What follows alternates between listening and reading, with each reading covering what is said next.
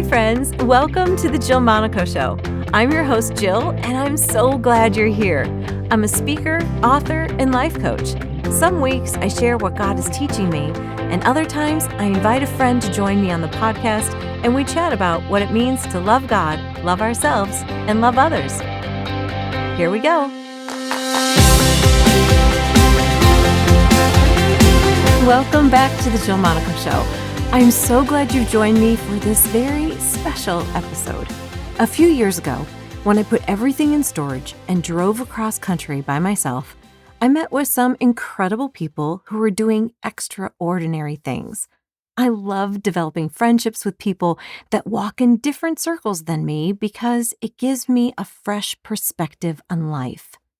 Many of the folks were friends from different seasons.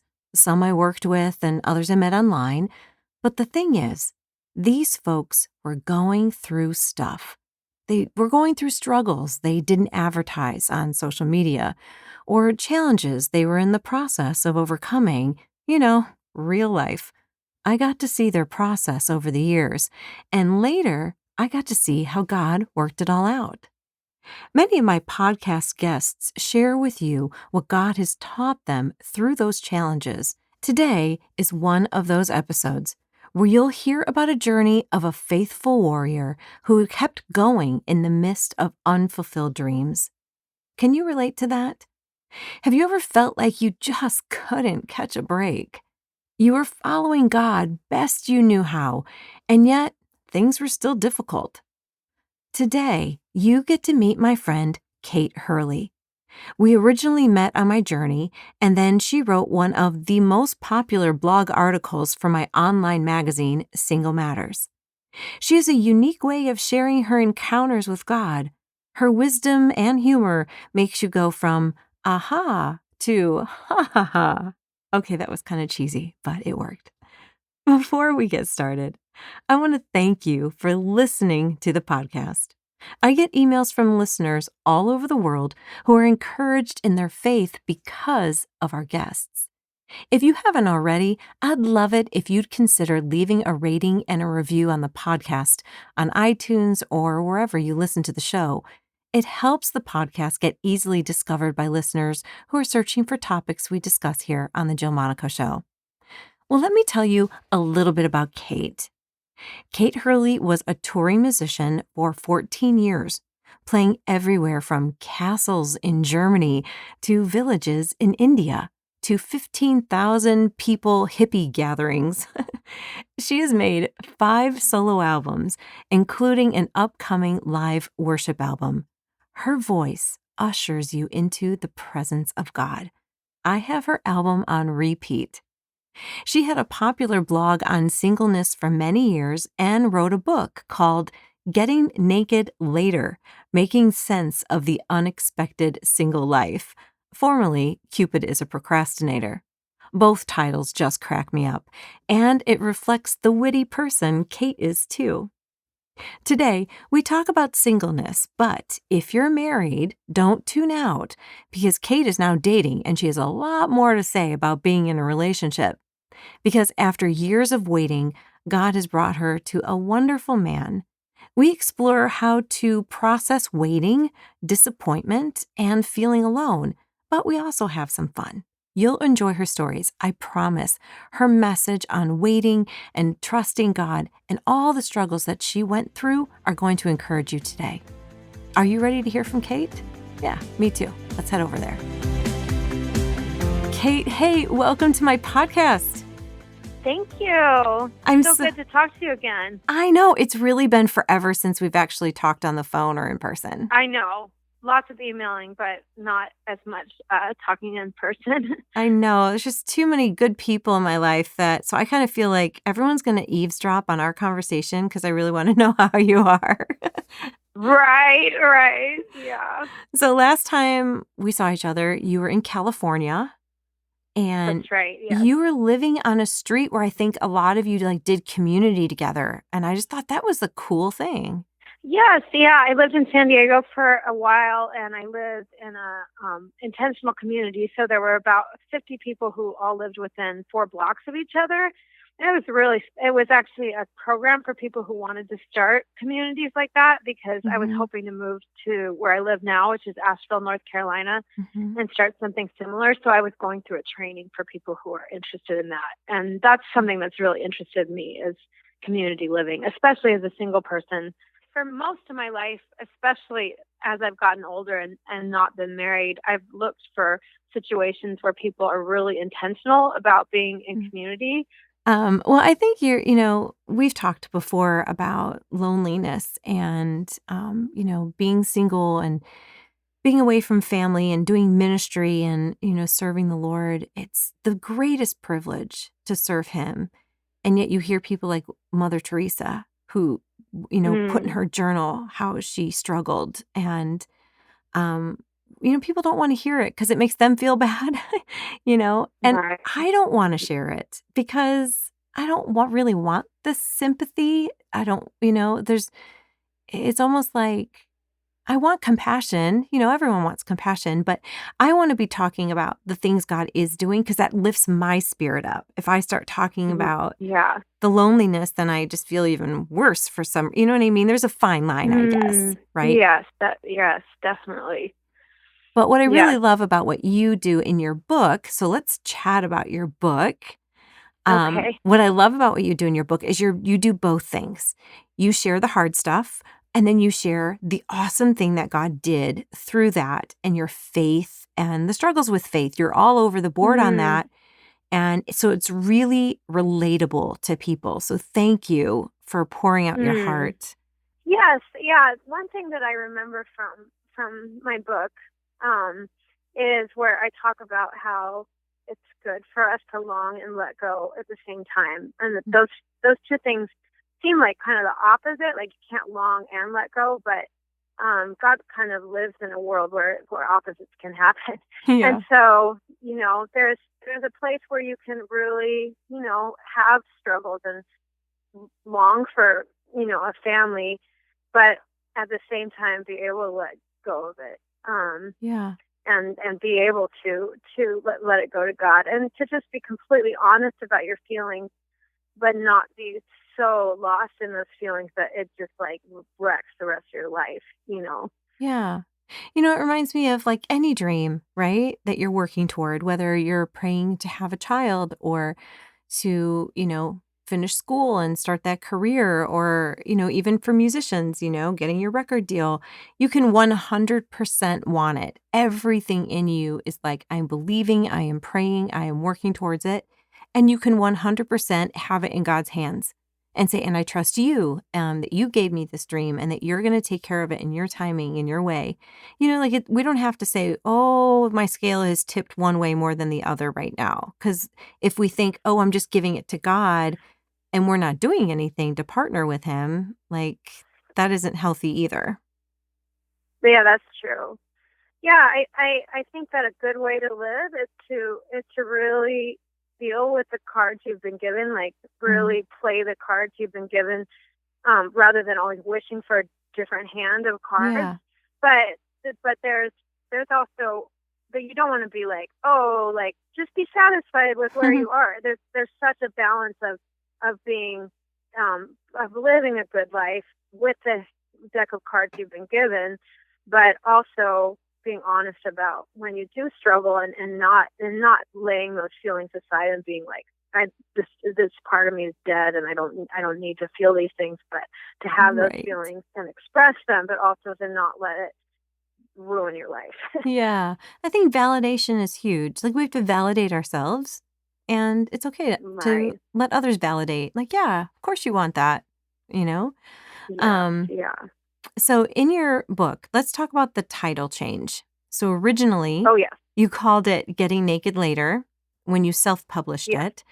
And Yes. then it went to then it went to a publisher and they called it That's right. Cupid is a Procrastinator, right? Yes, which was never my favorite. but Right. I, it was after like a battle and like a million ideas, so it was finally Right. like, okay, we'll just use that one. Right. And now it's going back to Getting Naked Later. Right, yeah, so they decided they wanted to remarket it. So they're going to remarket it with, I wrote 2 new chapters. one actually was inspired by some of your Facebook groups, because I started noticing how many people on there were divorced, and I thought I really didn't speak to divorce that much, and there's probably a lot more divorced single people than people in my situation where they've never been married. So I wanted to write a chapter towards the divorced people. So I wrote 2 new chapters. Yeah, and then they went back to the old title, which is kind of hilarious. But it is. Well, I think it's catchy, you know? It's really clever. You are so clever. You're so good with words, even as a singer-songwriter and as an author. So I'm excited they changed it back. And for people don't know, but I got to be a little bit of a part of your book. That's right. Yes. Yes, I had just been thinking I wanted somebody to write an introduction, and I thought, who better to do this than Jill, because she's just has such a heart for singles, and she has such a ministry to singles. So I just thought you were really the best person to ask to do the introduction for the new edition of the book. Well, thanks for asking. And I got to read the updated book, and really excited for it to come out. So I would love for you to share a little bit about some of the topics that you cover in the book. And one of them is you're really honest about your difficult childhood and depression and anxiety and chronic sickness. So I'll let you just take the reins. What part of those things, why did you include those in a book for singleness?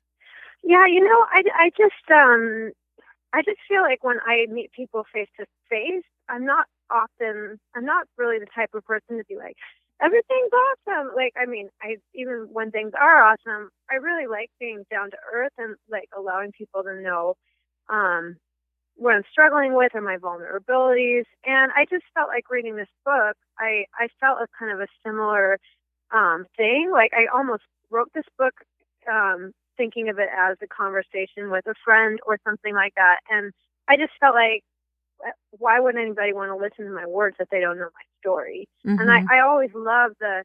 I read somewhere that Fred Rogers, Mr. Rogers' neighborhood, Fred Rogers, used to keep a piece of paper in his wallet that said, frankly, there's no one that you can't learn to love if you don't know their story.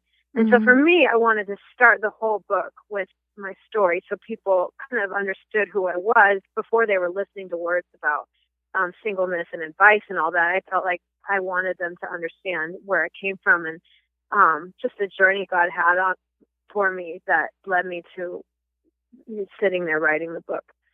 So yeah, can you share more about? Really, I think some people struggle with the depression piece. Do you mind opening up a little bit more about that on the podcast? Sure, yeah. I mean, I'm a lot better now, but I've had a few seasons in my life of really scary chronic depression where it's like, it's one thing when you have really something hard happen to you and you're sad about it. That's kind of normal, but I've had a few situations where my life was like pretty normal and maybe just like a not that hard thing happened and I was just like completely devastated. And, I honestly think I'm one of those people, not everybody's like this, but where sometimes the chemicals in my body are not completely stable. And so I've had to really get a lot of counseling and, but I've only really had 2 really severe depressions, but they were really bad, like where I was very, feeling suicidal and feeling like I had nothing left to live for. One of those was in college and lasted about a year. And then it happened again, maybe 3 years ago. With that one was briefer. It was only for about a month or 2. And, my friends at the time were just so supportive and they were so worried about me and they just made sure I wasn't going to hurt myself or do anything crazy. And they were just awesome. So they really helped me through that one. But I've been in a really stable place since then. But depression has been a hard, difficult part of my life. It's just when I struggle with sadness that's so deep that I don't know how to like cope, Yeah. So. Well, I liked something you said in your book. You said when you were a little girl on the playground, you would say to God, please, please give me some friends. And then as you got older, you're like, please, please give me a family. And I thought Mm. that's really powerful because I think there's so many people that can relate to that. We've all been that kid that, like wants something more, wants that friend or more friends but it really translates to God give me a family. There's something about deep connection with one another that we were all created to have that. Yes, absolutely. I think it was kind of written in the fabric of the way God made things was for people to be in relationship with each other, not necessarily romantic relationships, Yeah. but to have each other. He made us the body of Christ because not just one person has all the answers. You have to support each other and lean on each other to really get a full picture of who God is. Mhm. Mhm. Well, the other thing you're really open about is your chronic sickness, and you were incorrectly diagnosed and then finally diagnosed with Lyme's disease. Yeah. Yes, that was a very, very hard season, and I do talk about this in the book too. But I was, I had Lyme's disease for several years before it was finally diagnosed, and I had really a lot of severe health problems. But the worst one was that I just hardly ever could sleep. I just would go several nights without sleeping. I've gone a week without sleeping, day or night, and it was about 4 years where that was just constant, where I never slept through the night. Wow. That especially was a very hard season for me to be single because I had to stop working for about a year. And so it was like, and I couldn't get on disability because they didn't consider it a real disease basically. And so it was Wow. just, it was just a very scary season because I didn't have anybody I didn't have a husband who could work so that I could live. But at this time I was raising support as a music missionary. So a lot of my supporters still supported me. So if I hadn't had them, like I Yeah. don't know what I would have done. I mean, I could have ended up being homeless, or I mean, who knows. So I'm just Yeah. so grateful that. But yeah, I had that disease pretty severely for about 7 years, and it really wrecked my life. But I went to see a naturopathic doctor who, after 9 months of using her protocol, I got better, and I've been a lot better for at least 7 years now. So Wow. I still have more health problems than I used to, but it's definitely not debilitating like it used to be. So thank God. Yeah. Well, I was really struck in the book when you talk about, you're leaning over your keyboard, like you had no strength, and you wrote a song called Joy Comes in the Morning. Yeah. Do you? Yeah, that was a crazy. Yeah, I remember that moment so well. That was when I was at my sickest, and when I was at my sickest, I was really sick. Like I lost so much weight. I was so skinny, and I was barely ever sleeping. And my best friend in Boulder, where I used to live, she didn't tell me this till I got better, but she said that she would have me come over so that I wouldn't be alone during the day. And she said every time I left, she would cry because she thought I was going to die. And Oh. yeah, a lot of my friends went to the Grand Canyon on this Grand Canyon trip together, and she called all of them and said, "Please come home. Like Kate is dying." And that was right when I wrote that song. And I remember that so well. Like I could barely get out of bed at that point, and I was so sick. And yeah, I just rolled out of bed, and I couldn't even keep my head up playing this song. But I wrote this song with my head like on the keyboard because I couldn't even keep my head up, called Joy Comes in the Morning. And it's based on a psalm that talks about joy coming in the morning. Yeah, and the bridge says, when the kisses of this world turn bitter in my mouth and the laughter has all died down, I still can see these scars on me, once so hard to bear, but they are healing now. And I remember that joy comes in the morning. And that song's been really true because the scars that I, gained during that really hard season of sickness have really kind of built the person that I am. And that's what God does. I mean, he takes the hardest things in our life and he makes them beautiful. He takes the ashes and he makes them beautiful. That's just Yeah. how he is. He's so good. Yeah. Hey, Yeah. so I think there's a lot of single people and married people that, we can be in any stage of life and feel alone. We can be struggling with chronic sickness and feel like no one's there for us. And people don't know what to That's say, true. or they say it the wrong way. And Singles, I think, get a lot of those things people say that you're like, really? Did you just say that? and and you have this in your book, and it just cracked me up. And you were at a wedding, and someone said, "Kate, you look smoking hot. Too bad it's wasted."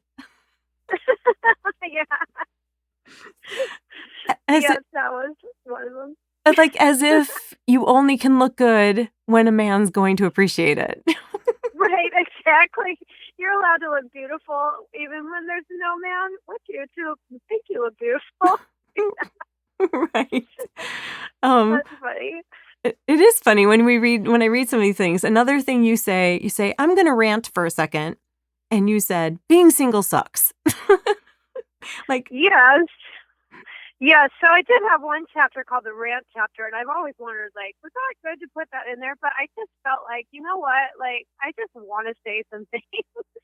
Because, I mean, a lot of the books I've read on singleness have been by people who are married and are telling you how to get married, or, it's kind of not relatable. And so I just kind of was like, and I had also been in some groups of single friends who had said some of the stuff that they were so frustrated with. And, the whole room was like, yes, exactly. I hate that, mhm. and so I just felt like I wanted one chapter, I didn't want to totally be like a downer to the whole entire book, but I just thought one chapter where I'm just getting out why it's really hard to be single sometimes. So that was called the Rant Chapter, and I talk about why singleness sucks. So That's right. And I made a video once of the funny things single people hear, like at the holidays or something, and it's still one of my most viewed videos because I kind of oh, cover. really? Yeah, so we should compare like the funny things we hear. One of them I hear is Oh, like, "Why are you single?" And I'm like, now my answer instead of is like, "Oh, I don't know," and or you think you're trying to figure it out too, right? So you're like, "Well, I've been busy, or I've been working, or we just broke up with someone." So no, now what I say is, "I don't know. I'm awesome. Do you know anyone?" yeah. Yeah, totally. That's true. Yeah, and I mean, I have a whole other chapter about this, but like for me, one of the hardest ones to always hear was, "Oh, if you just let go, that then he'll come." And I'm like, "That Mhm. is not true." I mean, I just have a lot of married friends who say, "I didn't let go, and then he came," and Right? I've had seasons where I've really been like, "Okay, God, I really give this to you. I'm letting go," and it's sincere letting go, and I still didn't find anybody. So it's just such a. I mean, but people have good intentions. They're Of just course. trying to help you like understand your pain or have some kind of answer for you, but that's not a very good answer because it makes you feel like you did something wrong and that's why you're not Mhm. married. Like, oh, obviously you're lacking because you're not married, and so you must have done something wrong, and that something wrong was you've never let go. Right. So that's not the best thing to hear for a single person. Totally. And I've had people say along those lines, like, "Well, when you least expect it." And I'm like, "Listen, I have least expected it a dozen times. I go to the grocery store without makeup on all the time, okay? And haven't showered in 3 days. I have least expected it." You know? Yeah, it's a strange thing where there's these little catchphrases people think will Yeah. help things, and it's like, this is not helping me. I do not need bumper stickers right now. I just need somebody to like love me and listen to Right. me. Right. Well, you have I love the rant chapter, but then you also have a chapter on what do married people wish singles knew? And that's a pretty powerful chapter mm. too. You want to highlight some of those things for us? Yeah, that was a really awesome to write, especially because, like, I mean, whether or not I get married, whether or not any of us get married, like, it's always really good to understand, like, how to relate to people, how to deal with conflict resolution. And so it was just a compilation of things that married people had told me that they wish that we had known as single people, and then also just some teachings I've heard. But I think one that I've always stuck out with me a lot was I heard Dan Fairley is a pastor, and I heard he did a sermon on brave communication, and one of the things he said is that every person in the world has like a phone book of their perspective on the world, and and parents have written in it, loved ones have written in it, friends have written in it, brothers and sisters have written in it, and it just becomes this like code book. That's your code book. Mm-hmm. And so every person has a code book like that. And a lot of times when couples like miss each other, it's because they haven't learned to read the other person's code book. They see the world in such a different way because they've had a different life. And that, sometimes it's not a sin issue. It's sometimes it is a sin issue, but sometimes it's not a sin issue. It's just that you have a different code book than somebody else, and that's one of the really awesome things about getting married is like really learning the other person's code book and trying to understand their perspective and not letting the fact that they're different separate you, but actually bring you together. So that was one highlight of that chapter that I always kind of think about. That's really good. I mean, that works for every relationship, friendships, how you handle conflict at work. And really, if you can really try and understand the other person, then often you're not frustrated with them once you understand how they're seeing a situation, right? Yeah, exactly. Yeah. It's, there's just something so powerful about realizing that every person's perspective is unique and is beautiful. It's just as beautiful as yours. It's just different, Yeah. And so you've been able to practice recently. You've been dating someone. Yeah. Yes. So I had a very long stint of no dating. I mean, I say no dating. I mean, I went on like 1 million online dates. Not to work out. On my online dating, I met 2 really close friends that I really love, and one of them, our second date, he like choked on a piece of steak, and I like hit his back really hard to like stop choking. So I'm like, maybe it was all because of that. But yeah, so I went through a long time of not dating anybody serious, and then I had one brief relationship that was really hard and heartbreaking. But then about 1.5 years ago, I started dating my boyfriend, and his name is Justin, and he's really awesome and very, I don't know, it's just been really, really good. Probably, I mean, usually I went on a solitude retreat like a week ago, and I read through every journal I wrote for the last 10 years, and it just was very eye-opening to see how unhappy I was, and pretty much every other relationship I've been in, and it's just been so much more peaceful with him. So, what do you think is the difference this time? Have you changed a lot, or is it just what makes it different? Yeah, I mean, I definitely think I've changed. I'm not quite maybe as needy as I used to be, even though I'm still kind of needy. But a lot of it is just that he is so he's just such a loving person, and he's just incredibly loving to his kids. He has 4 kids, and he's just really has made it so clear to me how much he cares about me that I don't really question that, and that's just been such a gift. I mean, because my longest term relationship before him, it was the biggest fight we had was that he just wasn't sure if he loved me or not. And that was so heartbreaking. I mean, to just have that constant gnawing feeling like, does he love me? Does he not love me? And, I mean, we were together 2.5 years, and it was like that the whole time. And so to be with somebody where I just really know beyond the shadow of a doubt that he loves me and that he wants to be with me, it just really makes me feel so much more secure and like, I don't need to, I don't know. I just feel so much more stable feeling loved like that. So, you said, but I also learned a lot because I went through 7 years single, and learned a lot during that season. So, well, you said secure, and that is from what I've read, that's one of women's greatest needs is to feel secure. And for a man to make us feel that way, it feels safe for us to trust him. And, we've read that men want to feel respected, but the way that we receive love is to know that we're loved through, and that the result is security. And so that's a really great, I'm glad you highlighted that. So for people who are listening, the men that are listening, it's powerful. You can win a woman's heart over by making us feel safe. That's so true. Yeah, it's so true. Well, you mentioned he has 4 Yeah. kids, and so you and Yeah. I haven't had children, although it's been a desire of our hearts, and you mentioned this in your Mhm. book. So what has that journey been like for you?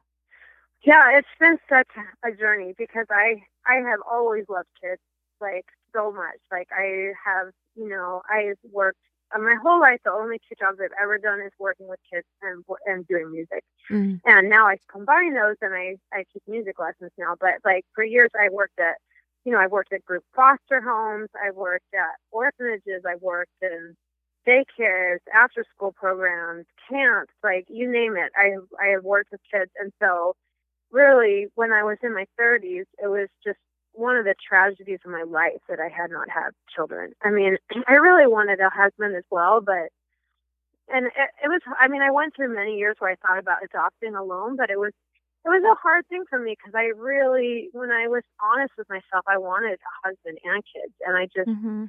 it was a very hard thing for me to go through. And yeah, it was, I mean, honestly, the tragedy of my life. Honestly, I Yeah. could not, it was just so hard for me. And like, mm, I moved to Asheville, North Carolina, and one of the reasons I moved here is because my nieces and nephews are here. My brother and sister-in-law, who I love, are here, and my nieces and nephews are here. And my oldest nephew has cerebral palsy, and when I used to come visit, he would get so sad when I would leave. He'd be like, "Why don't you live here? I'll build you a tree house. Why did the neighbors move Oh. out?"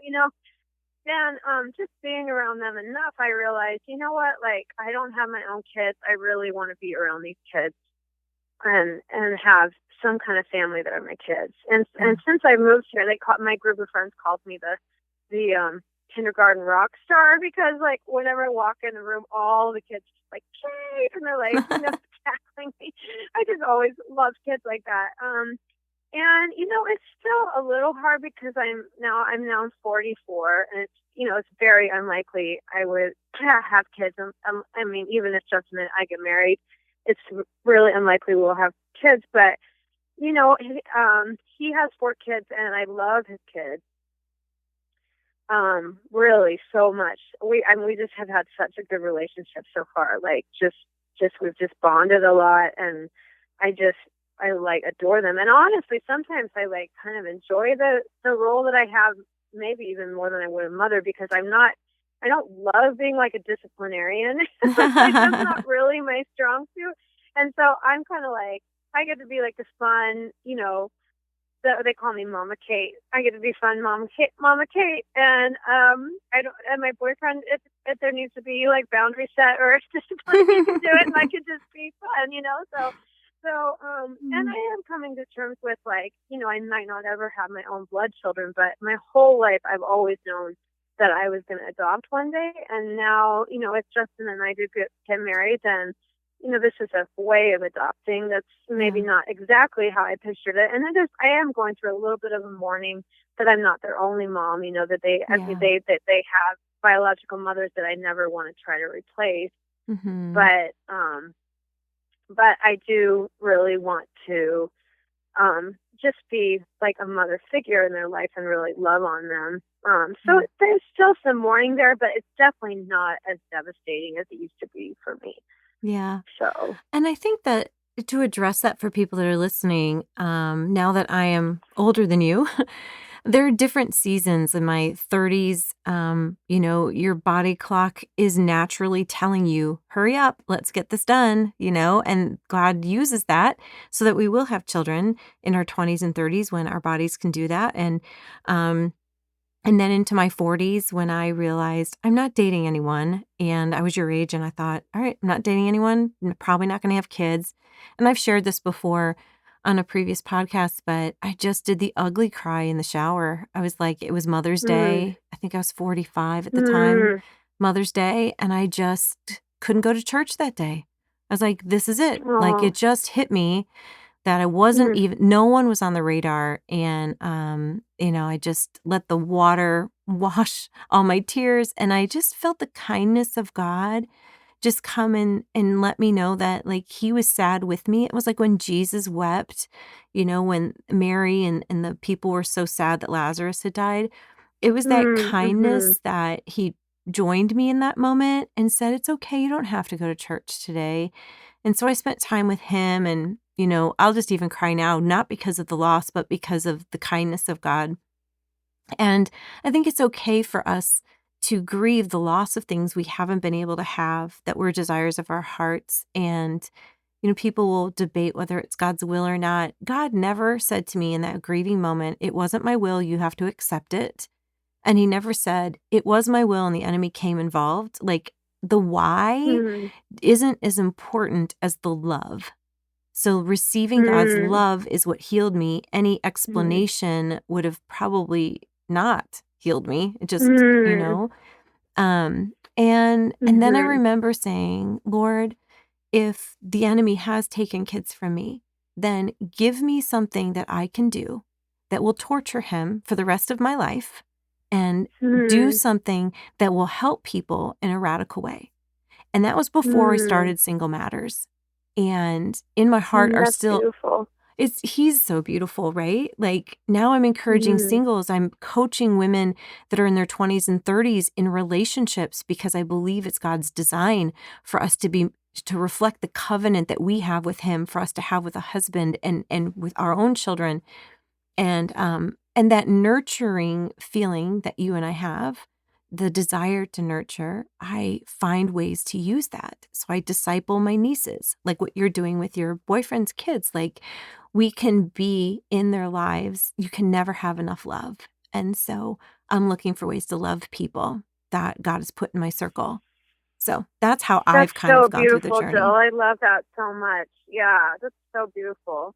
Yeah, and just when you were talking about mourning, you crying, like one of the parts of my book that I've had probably more people write about than anybody else, like write to me and say that really ministered to me, was when I talk about disenfranchised grief. And so disenfranchised grief means that you're deprived the right to grieve.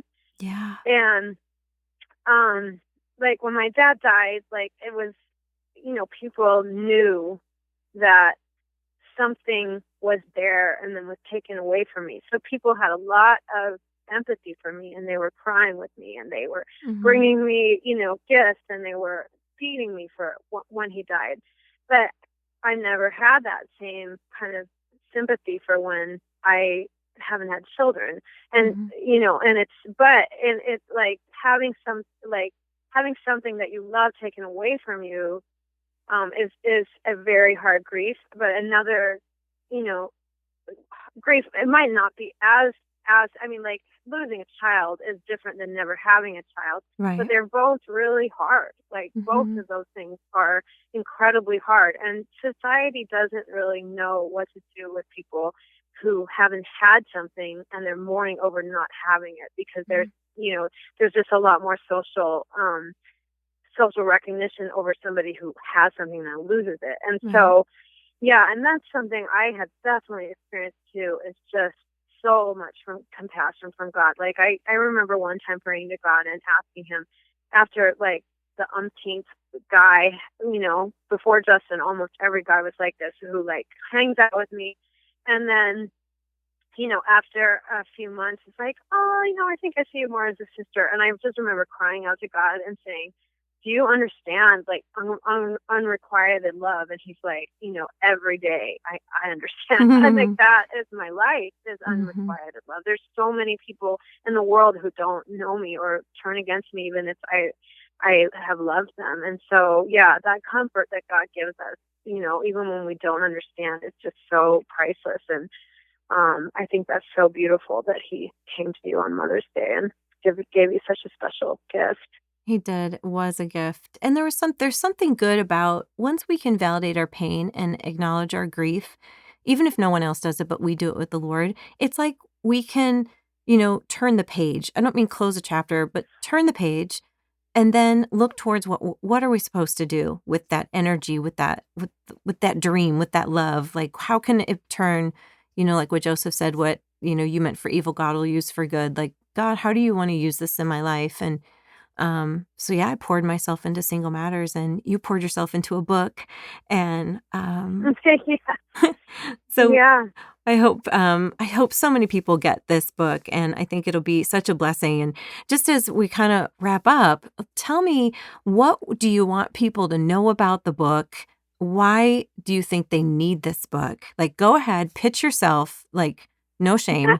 Like, let people know, because I think it's really good, and there's so many things we could talk about, but what are you hearing as far as feedback, and why is it blessing people? Yeah, I just like, especially on reviews I've gotten on Amazon, which I have gotten a lot of reviews on Amazon. I mean, like, and I have had a few.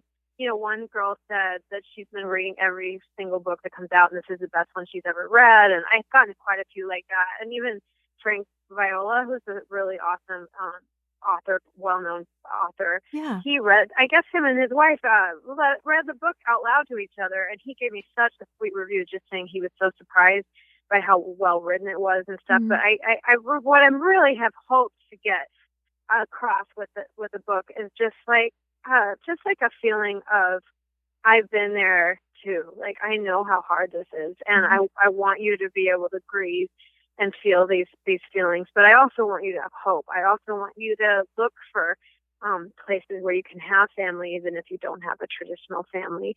And more than anything else, I want you to recognize how much God loves you. And my favorite chapter in the book is called The Great Name Changer, and it's about Jacob and how God changes his name. So that Jacob was basically, one of his names, his name meant quite a few things, but one of them was supplanter, which is, one person replaces somebody else. And like, in a way, Jacob lived his whole life like wishing he could be the firstborn. Like, that was his whole, he did all these things in order to try to be the firstborn. He pretended to be his brother so that his dad would give him the birthright. He made Esau sold his birthright to him. Like, he was just like, I was supposed to be the firstborn and I'm not the firstborn, and so he lived his whole life wishing he could be something that he wasn't. And but there's this beautiful scene where, after many years go by, he hears that Esau is coming, and he's afraid that Esau is going to try to kill him because he did all these crazy things to him. And he goes to this crossing of the river, and he has all these wives and all these he has all these things he owns, and he sends them over with rafts, and he lets go of all of them. So it's like all the things he has built up, like under this premise of like, I'm going to get my firstborn, things, whether I'm firstborn or not. Like, there was just so much controlling and so much trying to control things. But in that moment, he kind of let go of all of those things. And then he was alone. Like, who knows if he was hardly ever alone in his life. And when he was alone that night, that's when God came to him and wrestled with him. And then after he wrestled with him, he gave him a new name, which was Israel, he who wrestles with God, and has overcome. And so he went from this name, that Jacob, that means supplanter, the one who wants to be what he is not, and deceiver, to the one who wrestles with God and has overcome. And I just love that picture because I can really relate to Jacob in some ways, because I think so many of my years I struggled with wishing so much that I had a different life, wishing that I had kids, wishing that I had married young. And there's just something about coming to this place of recognizing, of wrestling with God, where you're like, God, this is so hard, but I am going to trust you. And he is able to change your name and to say, this is not who you are. You do not need to control things like this. You can let go of all of that, and you can let that go over the river, and you can just be with me, and you can embrace this life that you've been given, even if it's not what you pictured it to be. I think that's one of the main things that I hope people get. I hope that they feel so much like somebody understands what I'm going through, but also this picture of hope of like, you can embrace the life that you have, and you can live a beautiful life even if you never get married. Yeah. Oh, it's so good. You can have a beautiful life even if you never get married. Good. Yeah. Oh, well, Yeah. I've so enjoyed our conversation, and I would love for people to know where they can find you. Can you mention your website and social media stuff? Yeah, you can find out about me on katehurley.com, KATEHURLEY.com. So, like, all my albums are on there. I'm working on a new live worship album right now. And then my book is on there. I'm working on a new book that will be on there soon. And then just more information about me as well. And then I think my Facebook is just Kate Hurley. I have a Kate Hurley music. And then I think my Instagram is I am Kate Hurley. I think you're right. These by heart. I think Yeah. it is. I think it is. I am Kate Hurley. Yeah. But I Okay. guess if you go to my website, it has all my social media handles on there too. So Great. yeah.